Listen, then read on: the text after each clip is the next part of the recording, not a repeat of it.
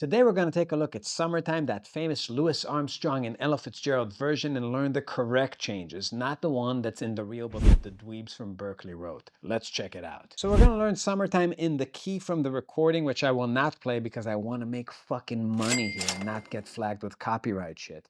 But it's in B minor on the recording. You can check it out. So I'm going to hum it to you, not in my Louis Armstrong voice, in my actual voice, because I don't want BLM to come after me. So it goes something like this.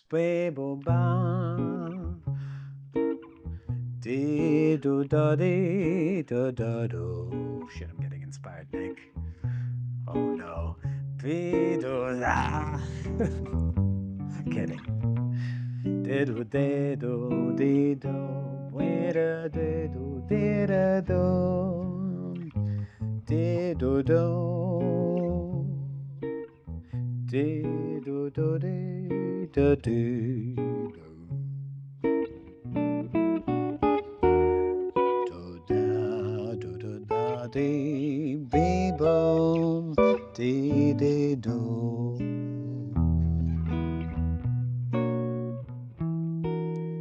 What happened there and what's the difference from the real book would be the correct question.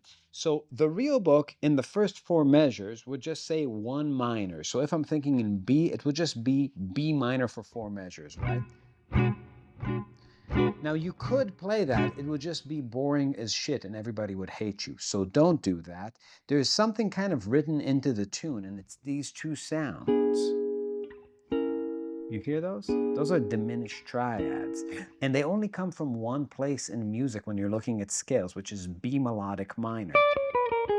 So what you're really doing is you're using a triad pair, but you're really actually using two harmonies from melodic minor, B minor 6 and C sharp minor 6. That's the only scale that has two minor 6 chords that are a whole step apart. Now, diminished triads minor 6, what's the connection? Well, you can think about a minor 6 chord as a diminished triad on a bass note, right? This B minor 6 has B, D, F sharp, and G sharp. And that diminished triad is that G sharp, B, and D, right? So I have these two sounds. I can invert them, and I can put them on bass notes. Typically, this voicing really works well.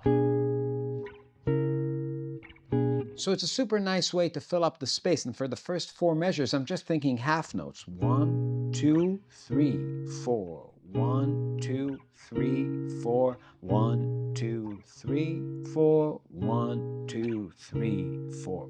Now, if you read a chart, at this point, it's going to go to the 4 minor chord, E minor chord, E minor 7. Now, in the recording, you hear the bass do this thing.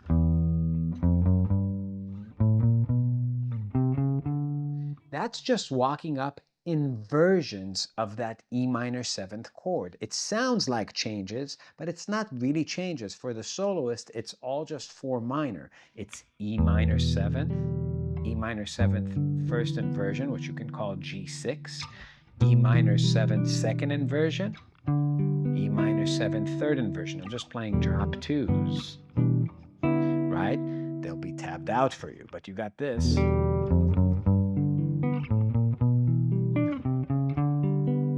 And now it goes to the 5 chord as a triad, and then this F diminished chord back to the 5 chord. So you can think about that a few ways, right? That's the 5 chord that leads to B minor. But what is F diminished doing there? So you can think about that as a moment of 5 of 5, meaning I'm playing C sharp 7 that leads back to that F. But if I put that C sharp in there, it sounds a little weird. Kind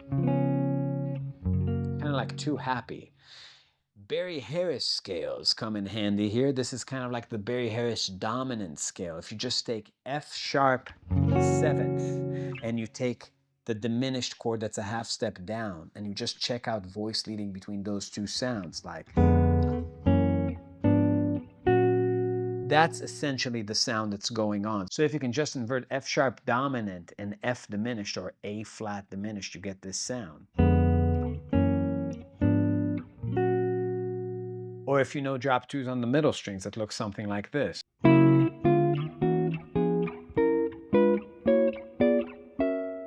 So really, if I recap the first 8 measures, for the first 4 bars, even though it's a 1 minor sound, I'm just alternating between 1 minor and 2 minor 6.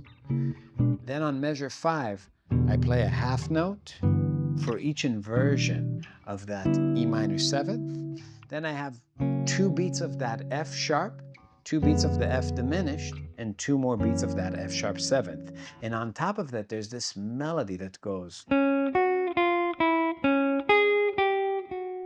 And here you hear this trombone play that Barry Harris kind of scale. Together with the chords, it sounds something like this.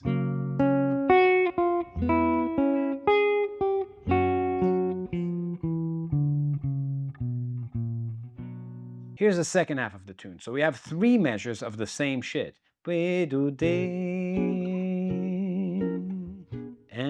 your ma is good looking. That's measure 3. Now, typically on the chart now, you would have a 2-5 to the 1 chord, meaning the relative major to D, like E minor, A7, D. They don't do that. They just do a 2-5 from that B minor that looks like this.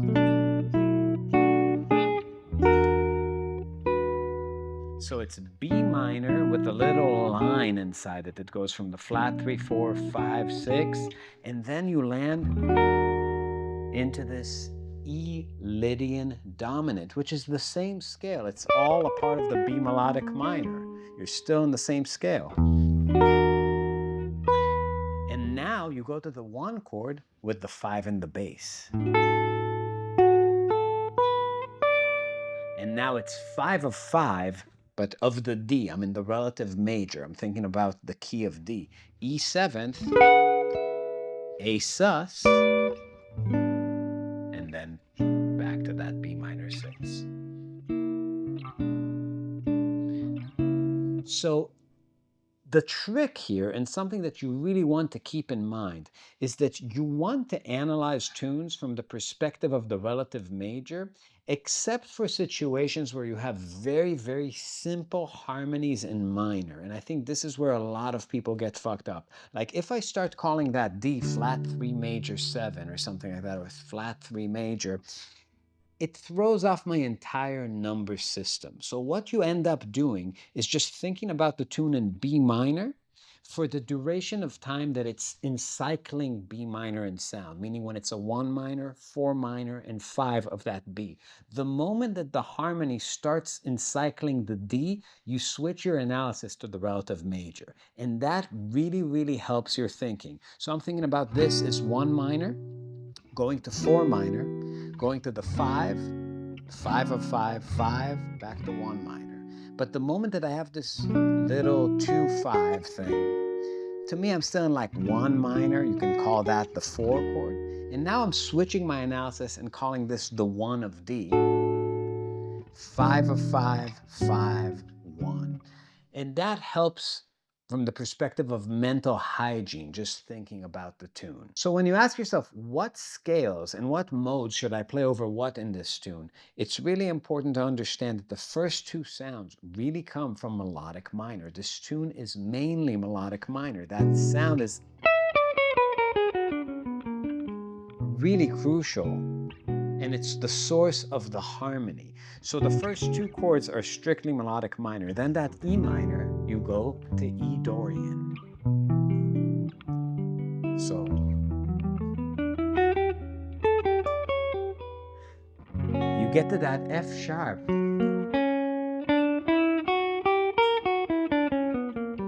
It's just harmonic minor 5 below. When you have that second of a C sharp dominant or that F diminished, the scale here is really weird and a lot of you don't know it. It's coming from harmonic major. It's Mixolydian flat 2.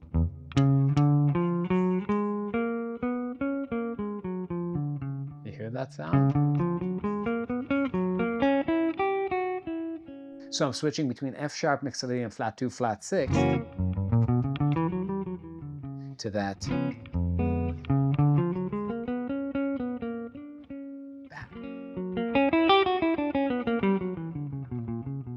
Okay, now when I get back to that B minor, it's all B melodic minor, even through that 2/5.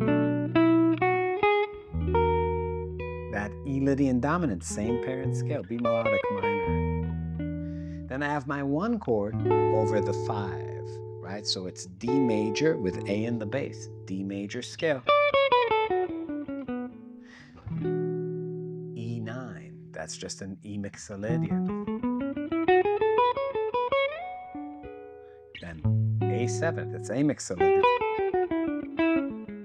And back to that, B minor 6.